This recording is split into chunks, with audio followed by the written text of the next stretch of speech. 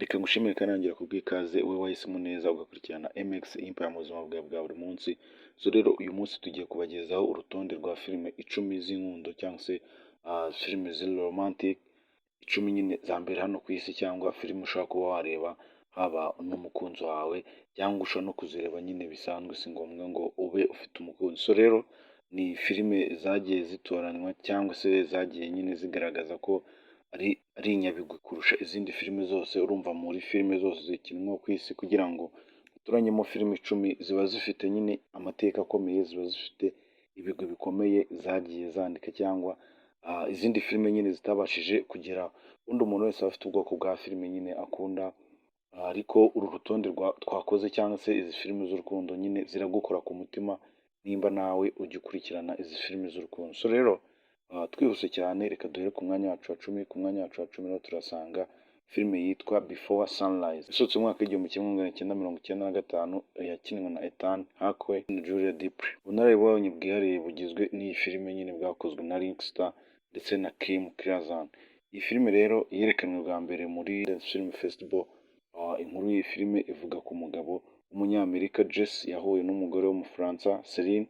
Bari nyine muri gari ya moshi ubwo yagendaga ajya i Burayi mbere ya saa sita z'ijoro. Iyi filime rero ikaba nyine yaraje kuri uru rutonde iyoboye umwanya wa cumi, ndetse umwe mu bayoboye iyi filime, ubundi igihangano cyose cyane cyane mu gice cy'amavideo cyangwa se mu gice cyo gutunganya nyine ibintu by'amavideo n'amafoto, habaho umudirector rero mu rurimi rwacu rw'ikinyarwanda nyine niwe twita umuntu wayoboye igikorwa runaka, cyangwa se umuntu wayoboye nyine icyo gikorwa. So rero abadirector ni bamwe bagira nyine, ni bamwe mu bagira uruhare runini cyane muri filime kugira ngo filime ibe yabasha kugenda neza, ndetse ibe isa neza, cyangwa ibe yanacuruza cyane ku isoko bitewe n'ubuhanga nyine umudirector aba afite. So rero biriya bikorwa byose mubona bibera muri filime nyine, ziriya muvumo zose ziberamo, biriya bintu byose ubona bibera muri filime, uyu mudirector cyangwa se uyu muntu witwa director nyine nibo babigizemo uruhare kugira ngo bigende kuri. So rero director w'iyi filime akaba yitwa Richard Linklater. Rero iyi filime yagiye ahagaragara cyangwa se yasohotse ku itariki 27 z'ukwezi kwa mbere 1995. Akaba yarakorewe mu gihugu cya Leta Zunze Ubumwe za Amerika. Nk'uko mubizi nyine buri filime yose cyangwa buri gihangano cyose kiba gifite amafaranga cyatwaye, cyangwa se hari amafaranga nyine baba barashoyemo, haba buriya mu kwishyura abakinnyi, kwishyura cyangwa no kugura ibikoresho, kwishyura location zimwe na zimwe, ko buriya cyane cyane ano mafilime nyine aba bahanzi cyangwa se cyane cyane nyine ano mafilime akinwa, usanga ari location isabwa ko uyishyura, kandi uyisaba nyine ukayishyura. Ziriya modoka, harimo amamodoka baba bari butwike bya nyabyo, nyine urumva ni ibintu bisaba budget cyane, ni ibintu bitwara amafaranga cyane, ko n'aba ari abantu bose mubona muri filime bose aho bava bakagera baba bishyuwe. So rero iyi filime yuzuye cyangwa se yarangiye itwaye nyine agaciro kangana na $2,500,000 by'amadolari y'Amerika. So rero reka twerekeze ku mwanya wacu wa cyenda. Ku mwanya wacu wa cyenda rero turasanga Titanic, filime y'ibyamamare by'abanyamerika ikubiyemo amateka, ikaba irimo ibyo kurohama kwa LMS Titanic, cyangwa se ikaba nyine ivuga ku nkuru ya buriya bwato bwa Titanic bwarohamye. Iyi filime rero yasohotse mu mwaka w'igihumbi kimwe magana cyenda mirongo icyenda na karindwi, yakinwe na Kate Winslet, Leonardo DiCaprio, Francis Fisher, Bill Zane, Jonathan Hyde, Kate Bates ndetse n'abandi benshi bagiye batandukanye. Inkuru y'iyi filime rero ivuga ku mukobwa w'imyaka 17 witwa Rosa, ukomoka mu muryango ukomeye, yari yiteguye nyine gushyingiranwa n'umutunzi, ndetse ikanavuga no kuri Jack, umuhanzi ukomoka mu cyiciro cyo hasi. Muri tuvuga mu cyiciro cyo hasi nyine ni umuryango wenda buri munsi y'uwo mukobwa, cyangwa se n'umuryango nyine uba utifashije cyane. Bahuriye rero mu bwato ndetse bisanga batangiye gukundana nyine, ariko inkuru yabo ifite iherezo ribi. So rero niyo filime yinjije amafaranga menshi kurusha izindi filime zose, kugeza igihe Avatar ya Cameron yaje kuba nyine iyikura ku mwanya, cyangwa se yisimbura ku mwanya mu mwaka w'ibihumbi 2010. Ariko kuva mu mwaka w'igihumbi kimwe magana cyenda mirongo icyenda na karindwi kugeza mu mwaka w'ibihumbi 2010, niyo filime yari yarinjije amafaranga menshi, cyangwa niyo filime yari yaraguzwe nyine cyane kurusha izindi filime zose. Iyi filime rero yabaye nominated. Ubwo nituvuga nominated, ari ibihembo bijya bitangwa nyine ku bihangano runaka, wenda mu gutanga ibihembo runaka nyine bitewe n'ibintu yagiye ikora. So rero yari ifite imyanya 14 mu bihembo byo muri Academy Award. Twe rero ibihembo mu byiciro 11. Ubwo nyine ni imyanya 11. Aha ngaha rero muri iyo myanya twavugamo harimo umuyobozi mwiza cyangwa se direct, ndetse ikaza kuba yarabaye na filime nziza. Director w'iyi filime rero akaba yitwa James Cameron. Ku itariki rero 19 z'ukwezi kwa 12 1997 nibwo ino filime nyine yakinwe, ikinirwa rero muri Leta Zunze Ubumwe za Amerika. Nk'uko nabibabwiye haruguru, buri gikorwa cyose kijyanye no gutunganya amashusho cyangwa amafoto haba hari amafaranga nyine runaka, cyangwa se aba ari umuyobozi wagiye ayobora ibyo bikorwa. So rero umudirector w'iyi filime nyine akaba yitwa James Cameron. Studio rero zatunganyije iyi filime zirimo 20th Century Studio, harimo Paramount Pictures, harimo Paramount and Home Entertainment. Iyi filime rero ikaba yararangiye itwaye akayabo ka miliyoni 200 z'amadolari y'Amerika, ndetse ikaba yaramaze kwinjiza cyangwa se ikaba yarinjirije ba nyirayo amafaranga angana na biliyoni 2 na miliyoni 264. Iyi filime rero ukeneye kuba wayireba wayisanga nyine ku rubuga, ni ama platform cyangwa se navuga ko nyine ari ama website wasanga izo filime. Rero wayisanga ku rubuga rwa Hotstar. Iyo filime ya Titanic nyine ushatse kuyireba cyangwa uramutse ukeneye kuyireba niho wayisanga. Rero reka twerekeze ku mwanya wacu wa 8. Ku mwanya wa 8 turasanga The Notebook y'urukundo yakinwe n'abanyamerika, ikaba yari ishingiye nyine ku nkuru yanditswe na Nicholas Sparks mu mwaka 1996, ikaza gukinwa ndetse ikanarangira muri 2004. Iyi filime rero The Notebook yakinwe na Rachel McAdams, ikina na ndetse Ryan Gosling na James Garner ndetse na. Iyi filime rero itangira ari umusaza mukuru uri gusomera inkuru y'urukundo cyangwa uri gusoma inkuru y'urukundo, nawe aba yisomera nyine umugore we, nawe uwo mukecuru aba ari umugore we nyine, nawe aba ari umukecuru mukuru. Iyi filime rero y'urukundo itangirana n'umusaza uri gusomera inkuru umukecuru mukuru, nawe bisa nkaho bose barimo mu myaka imwe nyine, abari gusoma rero agatabo gatoya nyine k'iyo nkuru. Niyo umukobwa wisanze mu rukundo n'umuhungu w'umukene kandi badahuje imico ndetse n'imiryango bakomokamo. Ikaba nyine itandukanye, umukobwa ari umwana mu bakire, naho umuhungu ari umwana w'umuryango udakize cyangwa se ari umuryango nyine udakwiye kuba wakigereranya n'uwo mukobwa. Bo bombi rero bisanze mu rukundo, gusa nyine atareshya ntaramukanya. Umukobwa babanje kumwangira nyine ko yabana n'uwo muhungu cyangwa se yakomeza gukundana n'uwo muhungu, bamushakira undi mugabo w'umuherwe nyine aba ari we bashyingiranwa ndetse banabana. Gusa nanone ngo icyaha ntaho kijya, ibyo byose byabaye iby'ubusa nyine, birangira bombi babanye. Ndetse n'inkuru umusaza yari gusomera umukecuru bari n'inkuru yabo bombi nyine, gusa umukecuru yararwaye indwara yo kwibagirwa, ariko umusaza nyine yamusomeye iyo nkuru, birangira uwo mukecuru yibutse iyo nkuru ko ari iyabo. So rero iyi filime uramutse ukeneye kuyireba cyangwa se ushaka kuyireba, wayisanga nyine ku rubuga rwa Netflix. Netflix rero ni urubuga cyangwa se ni nka website ibaho nyine ano mafilime menshi cyane, ndetse filime hafi ya zose niho wagenda ukaba wazisanga. So rero ku mwanya wacu wa 7 turasanga filime yitwa The Vow. Iyi nayo ni filime yakinwe n'abanyamerika ndetse inategurwa n'abanyamerika, ikaba ishingiye ku nkuru yabayeho cyangwa se ibyo twita based on true story nyine mu rurimi rw'ikinyamahanga. Ikaba rero ishingiye nyine ku nkuru ya Cricket ndetse na Kim Carpenter. Iyi filime rero yakinwe mu mwaka wa 2012, ikinwa na Tatum, ikinwa ndetse na Rachel McAdams, Scott Speedman, Sam Neill ndetse na Jessica Lange. Inkuru rero ya The Vow ishingiye nyine kuri couple. Filime rero ishingiye nyine kuri couple cyangwa se ku bantu babiri bakundanaga, baje kuba bakora n'ubukwe, gusa nyuma yaho nyine ntibyagenda neza, bakora impanuka. Umugore rero ahita nyine yibagirwa ahise hose nyine. Inyuma rero umugabo we Leo agerageza ko umugore we nyine yakongera kwibuka. Filime rero yayobowe na Michelle Serra. Uramutse rero ushaka kuyireba bisanga ku rubuga rwa YouTube, yitwa The Vow, nyine wayisacingaho ukahita uyibona.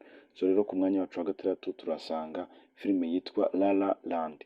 Filime rero yakozwe ndetse igakinwa nyine n'abanyamerika, ikaba igizwe na komedi, umuziki ndetse n'imikino y'urukundo. So rero iyi filime yageze ahagaragara mu mwaka wa 2016 nyine, nibwo yakinwe cyangwa se nibwo yaje kuba ironshingwa, ikinwa na Emma Stone ndetse na Ryan Gosling, Rosemary DeWitt, John Legend. Filime rero yerekanwe bwa mbere nyine muri Venice International Film Festival. Filime rero inkuru yayo itangira cyangwa se filime nyine inkuru yayo itangizwa n'abantu babiri, aribo Mia Dolan, umwactrice cyangwa se umukinnyikazi nyine mu rurimi rw'ikinyarwanda ndetse n'umucuranzi wa piano. Bwa mbere rero bahuriye ku muhanda bitunguranye nyine, buri wese yari afite gahunda ze n'undi afite ize, nta n'umwe wari wapanze ko yahura n'undi cyangwa se ni kwa kuntu nyine uhura n'umuntu nta gahunda mwari mufitanye, gusa kubera wenda impamvu runaka ikaba yatuma nyine mushobora guhagarara ahantu hamwe cyangwa mukaba mwahurira. Nyuma rero baza kuba inshuti nyine, ndetse buri umwe akajya motiva undi mu bikorwa barimo. Urabizi hari ukuntu uhura n'umuntu nyine mukaganira ukamubwira ibyo ukoramo ndetse nawe akakubwira ibyo akora. So rero buri umwe nyine yahaga kuraje undi amubwira ati komerezaho cyangwa se komeza nyine ugerageze, cyangwa mbega akamutera nyine akanyabugabo mu bikorwa yabaga nyine arimo. Byatinze rero bose baje kwisanga bari mu rukundo, umwe yakunze undi ndetse n'undi nyine bibuko abo bose bombi bari bakundanye, noneho bakajya biha intego mu buryo bakora bagaharanira nyine kuzigeraho. Wenda bakavuga ati bakore nko ku kintu runaka, cyangwa se umwe akavuga ati nyine ngewe ndashaka gukora iki kintu, bakarushanwa rero kuba nyine bakacivinga izo goals. Iyi filime rero yakoze amateka akomeye cyane, aho yaje gukundwa cyane na benshi ndetse itsindira ibihembo bitandukanye byinshi, harimo ubwo n'ibihembo nyine birindwi mu irushanwa ryitwa Golden Globe Awards. Bimwe muri ibyo bihembo rero harimo Best Film, yagiye nyine yabaye nominated, cyangwa se iyo filime ikaba nyine yaragize ibice, kuvuga ngo haba hariho umudirector, umwacteur ndetse no kuba ari filime y'umwaka, icyo twita script n'ibindi bintu nk'ibyo nyine. Iyi filime rero yabaye nomination cyangwa se yagize nomination 11 zose. So rero yabaye izo nomination nyine bari muri British Academy Film Award. Ubwo ni irushanwa nyine ritanga ibyo bihembo, cyangwa se uburyo bwo guhatanira ibyo bihembo biciye muri filime, ariko ikaba ari irushanwa ritegurwa na British Academy Film Award, ndetse itsindira ibihembo 6 mu bihembo 14 byari biri mu irushanwa rya Academy Award. Sibyo gusa, yatwaye igihembo cya Best Actress, ni umukinnyi uhiga abandi nyine mu bagore, cyangwa se n'umukinnyi uba wakoze ibidasanzwe mu bagore, ndetse na Best Director Award, ndetse nyine iza no kubitwara, cyangwa se iza no kuba itsindira igihembo cy'umuyobozi wayoboye filime neza kurusha abandi. Iyi filime rero nayo ushaka kuyireba wayisanga kuri Amazon Prime, nayo ni website cyangwa se ni ahantu nyine ushobora kuba wasanga filime nyinshi zigiye zitandukanye. So rero ngiyo filime yari ku mwanya wacu wa 6, katwegeze ku mwanya wacu wa 5. Mu mwanya wacu wa 5 rero turasanga Phantom Thread. Iyi ni filime rero nziza y'urukundo yakinwe inategurwa n'Abanyamerika, ikaba yarasohotse mu mwaka wa 2017, ndetse ikinwa na Leslie Manville ndetse na Daniel Day-Lewis na Victoria Cripps. Inkuru rero y'iyi filime ishingiye nyine ku mudozi w'umwongereza wari uwa mbere mu bijyanye no gutegura ndetse no kudoda imyenda, cyane cyane amakanzu y'abagore. Aha rero hari mu mwaka w'1950, ndetse aza kwisanga mu rukundo n'umukiriya wari utegereje ikanzu yari yaje kudodesha, ndetse aza gufatira nyine urugero, cyangwa se hari ukuntu ibyo twita nka design form of design, cyangwa se nyine ugasanga wenda umuntu runaka niwe bagendaho bakora nk'inkweto, bakora nk'imyenda, cyangwa bakora nk'isaha. So rero uyu mudozi nawe yahise afatira urugero nyine k'uwo mukiriya we wari waje nyine kudodesha ikanzu aho ngaho, ndetse nyuma yaho nyine baza kwisanga nabo bari mu rukundo. So rero murabizi nyine urukundo rugenda ruzamo ibibazo bitandukanye, gusa bo nyine baje kujyaho barashwana cyangwa se bigenda nabi, ariko barinda isezerano ryaho nyine, nyuma baza kongera guhuza. Iyi filime rero ikaba yarinjiye ku rutonde rwa filime z'urukundo bwa mbere mu mwaka w'2017. Ni urutonde rukorwa na National Board of Review, ndetse iyi filime iza kuba nominated muri Golden Globe and Academy Award. Paul Thomas Anderson akaba ariwe wabaye director w'iyi filime rero, nayo akaba ari filime nyine yari iri ku mwanya wacu wa 5. Twerekeze rero ku mwanya wacu wa 4. Ku mwanya wacu wa 4 rero turasanga filime yitwa If Beale Street Could Talk. Iyi ni filime y'urukundo nyine yateguwe ndetse igakinwa n'Abanyamerika, ariko akaba ari Abanyamerika b'abirabura. Nyine murabizi ko kiriya gihugu cya Amerika kigiye kibamo ubwoko bw'abantu benshi batandukanye, ugasanga ni ba kavukire baho nyine, ariko bamwe ari abazungu, ari abahindi, cyangwa se ari abarabu, abandi nyine ari amoko menshi agiye atandukanye. So rero iyi filime ishingiwe kuri novel yanditswe na James Baldwin ahagana mu mwaka w'1974. mwaka w'ibihumbi bibiri na cumi n'umunani rero nibwo iyi filime yakinwe ndetse ijya ahagaragara ikinwa na Kiklen, Alan Domingo, Dave Franco, Stephen James, Ryan Paris. Abo rero nibo baje kuba cyangwa se nibo bakinnyi b'imena nyine ushobora. Filime rero ikaba yarerekanwe bwa mbere kuri World Prime Toronto International Film Festival hari mu kwezi kwa cyenda mwaka w'ibihumbi bibiri na cumi n'umunani. Iyi filime rero itangira ari couple gusa nyine umuhungu ashinjwa ibyaha atakoze ndetse umukunzi we nawe aba atwite, afasha nyine umuryango w'umukunzi we, uwo mugabo nyine cyangwa se uwo muhungu wafashe nyine umuryango w'umukunzi we. Uyu mukunzi we rero aba agerageza gufasha umuhungu cyangwa se gufasha umugabo we nyine kwerekana ko arengana nyine, urumva baba baramubeshye cyangwa se aba ari gushinjwa nyine ibyaha atakozwe.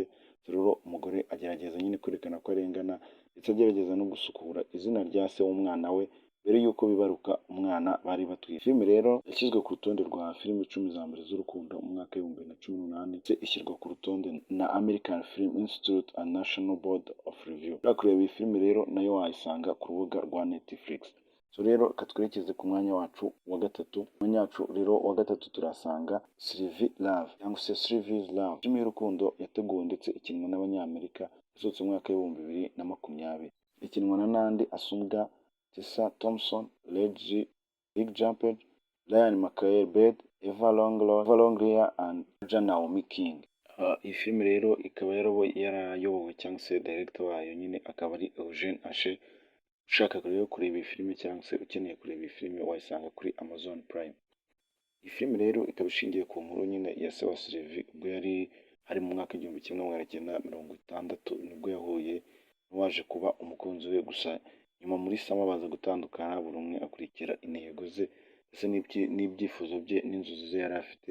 Gusa nyuma baje kongera barahura cyangwa se baje kongera nyine barahuza basubira muri relationship yabo bahozemo mbere. So rero uramutse nyine ukeneye kureba ino filime wayisanga kuri Amazon Prime, nayo ni website ibivaho amafilime cyangwa ibicuruza nyine ayo mafilime yose twavuze ruguru. So ku mwanya wa kabiri turasanga Me Before You. Ino ni filime y'urukundo yakinwe mu gihugu cy'Ubwongereza, ikaba ishingiye kuri novel yitwa Me Before You yanditswe na George Moyes. Iyi filime rero yakinwe mu mwaka w'ibihumbi bibiri na cumi na gatandatu ndetse yakinwe na Sam Claflin, Charles Dance ndetse na Janet McTeer ndetse na Brendan Coyle. So rero iyi nkuru nyine y'umwana w'umukobwa witwa Louise Chuck, akaba yari afite umukunzi we witwa nyine Willy Traino, akaba rero yari umusiporutifu ndetse n'umuhanga mu bijyanye na bya banki. Gusa nyine nyuma yaje guhura n'impanuka ndetse iyo mpanuka yaje kumuviramo ubumuga bwo kutagenda, akaba rero agendera mu kagare ndetse binamutera nyine depression y'ubuzima bwe bwose. Nyuma rero yaje kumva ko umukobwa bahoze bakundanaga agiye gukora ubukwe n'inshuti ye magara. Iyi filime rero ikaba yayobowe na Tia Sharrock. Ushaka kuyireba nyine nayo wayisanga kuri YouTube yitwa Me Before You. Urumva twe turi kukubwira mu ncamake, wowe uramutse ukeneye kureba yose cyangwa kumenya ibyayo byose wajya kuri YouTube ugasacinga nyine Me Before You. So rero ku mwanya wacu wa mbere turasanga filime yitwa The Last Letter From Your Love. Ni filime y'urukundo yateguwe ndetse igakinwa n'Abongereza, ikaba rero ishingiye kuri novel yanditswe na George Moyes mu mwaka w'ibihumbi bibiri na cumi na kabiri. Filime rero mu mwaka w'ibihumbi bibiri na makumyabiri na rimwe ikinwa na Callum Turner na Dablizon, Felicity Jones and Joe Alwyn. Inkuru y'iyi filime rero itangizwa nyine n'abagore babiri, umwe aba yitwa Jennifer Starling ndetse akaba ari umunyamakurukazi nyine witwa Elia Howe. Bose rero babonye ibaruwa y'urukundo yari yoherejwe n'umuntu umwe yanditseho amagambo avuga cyangwa se nyine hari ukuntu ziriya baruwa ziba zanditseho umuntu wayohereje nyine so rero hari hariho ngo 2G from boat se nyine yoherejwe, bisobanuye yoherejwe na Ja kandi iturutse ku bwato. So rero abagore bombi batangiye gushaka nyine umuntu waboherereje iyo baruwa y'urukundo, bakiri muri urwo rujijo nyine nibwo basobanukiwe cyangwa bamenye neza agaciro ko kugira urukundo mu buzima. So rero ino filime ikaba yarayobowe na Augustin Fraser.